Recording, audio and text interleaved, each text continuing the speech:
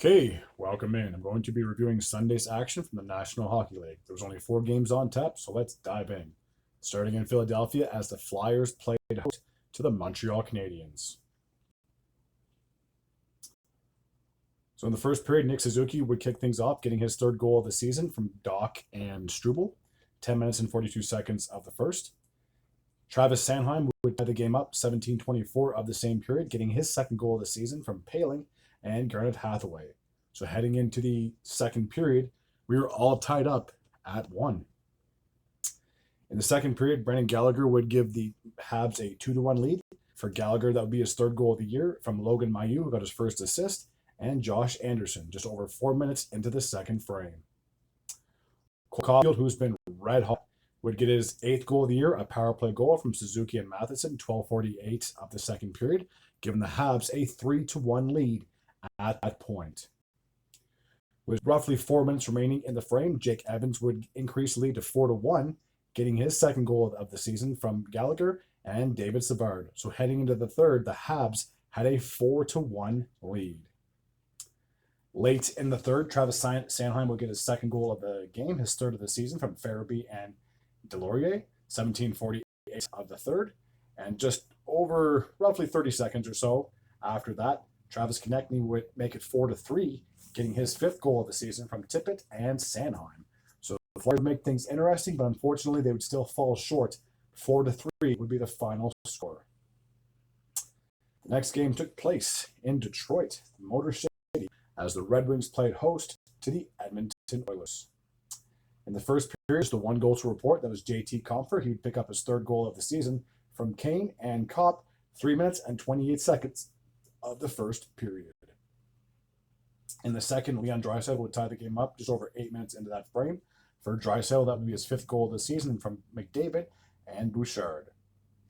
Andrew Kopp would score just over 9 minutes into the frame, getting his 4th goal of the season from Petrie and Patrick Kane. So heading into the third period, the Red Wings had a 2-1 lead. In the third period, Evan Bouchard would tie the game up, getting his 3rd goal of the season from Draisaitl and Ekholm. 10 minutes and 47 seconds of the frame. We would need overtime to settle this one, and just took 18 seconds for Draisaitl to get his 2nd goal of the game, his 6th of the season from Ekholm and McDavid. So they would come back and win 3-2 in the extra frame.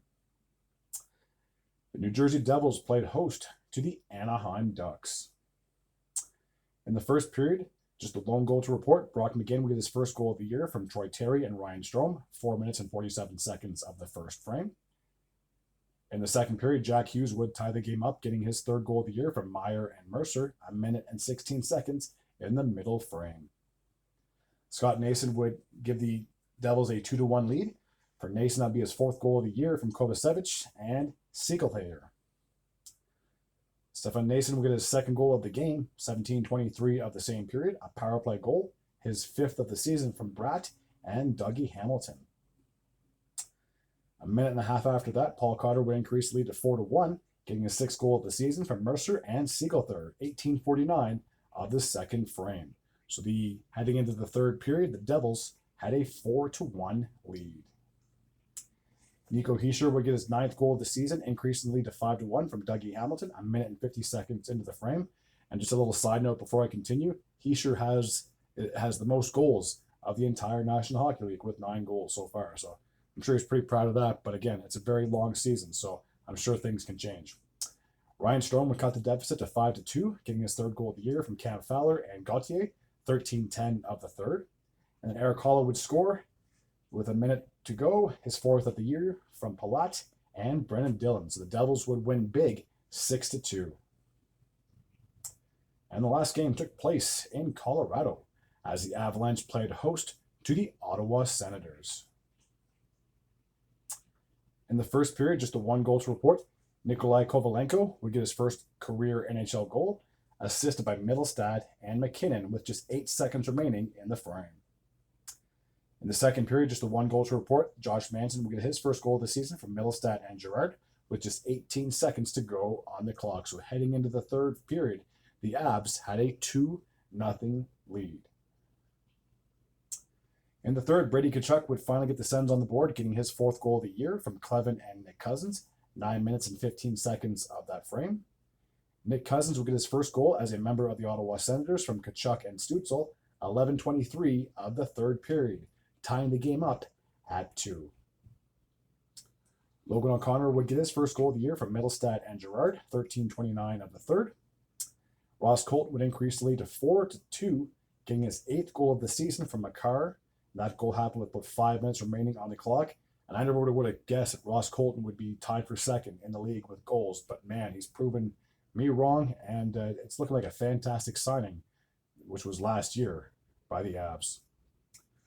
Claude Giroux would cut the deficit to 4-3, getting his 4th goal of the season, assisted by Batherson and Chabot. That goal happened 16:48 of the third, making it 4-3 in favor of the Avs. Ottawa would pull the goalie, and with 1 minute and 15 seconds remaining, Nathan McKinnon would make it 5-3, getting his 4th goal of the year, assisted by Mikko Rantanen. Claude Giroux would get his 2nd goal of the game, his 5th of the year from Norris and Tkachuk, with just 10 seconds to go in the frame. And unfortunately for the Sens, they weren't able to mount a comeback, so 5-4 would be the final score.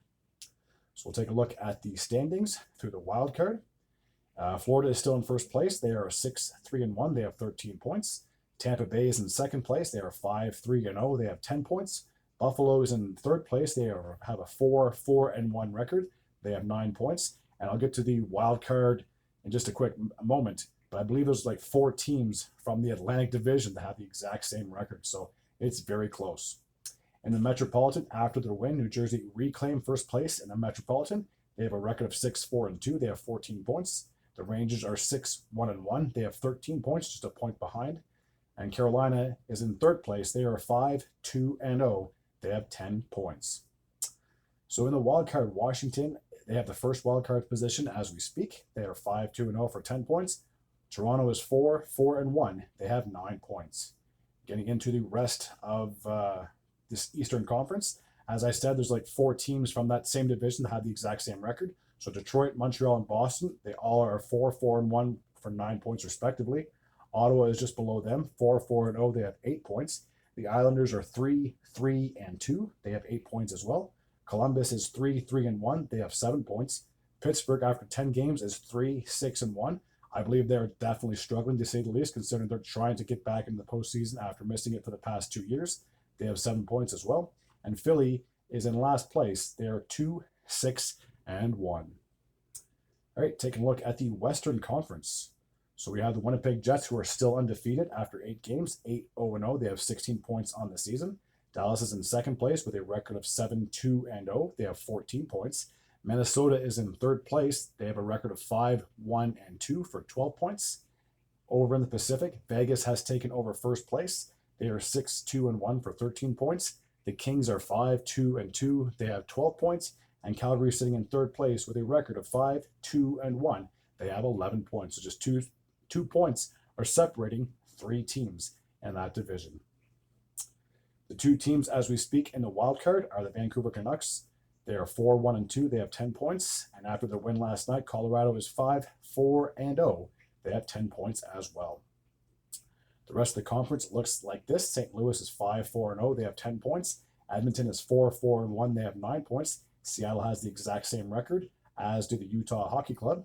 Anaheim is 3-4-1. They have 7 points. Nashville is 3-5-0. They have 6 points. Chicago is 2-6-1. They have 5 points. And the only team that is still yet to secure a win are the San Jose Sharks. They're 0-7-2. They have 2 points with their overtime/shootout losses. All right, that's going to take care of this recap for Sunday's action of the NHL. As always, if you're new to this channel and you like this type of content, feel free to hit the sub button. I'd be very grateful and very appreciative. Until next time, and as always, take care.